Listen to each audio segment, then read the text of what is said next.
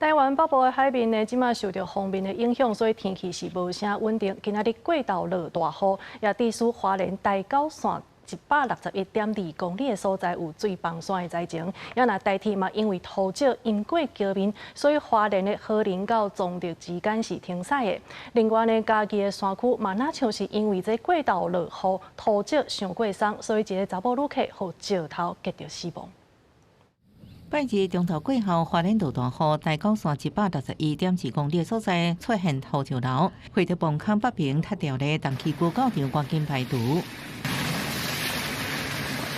怪手清土石，互车用通过，暗过公路用通，铁路运输是断去，未少人到火车头才知影停驶的消息。可能有土石坍方或怎么样，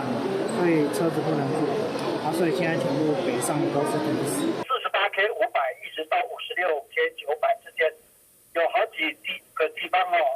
那个淹过轨面，目前是停驶的状况。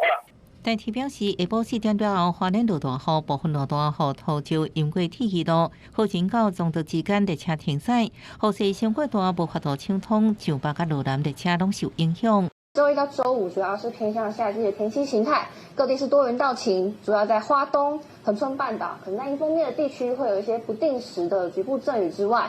午后在大台北、宜兰花莲地区还有各地山区也都会发展午后热对流。气象处表示，拜日下晡方面，要伫台湾北部海边天气较无稳定，IC 中昼过后热对流。嘉义县的下强导致山步道技术最近山区常常有西北雨，土石散去大石头讲到游客。突然传出落石声响，随即山坡上有巨石滑落，击中木栈道及一旁妇人。下礼拜1到拜5天气会较偏向热天，侪云到好天，爱注意中昼过后雷阵雨。记者综合报道。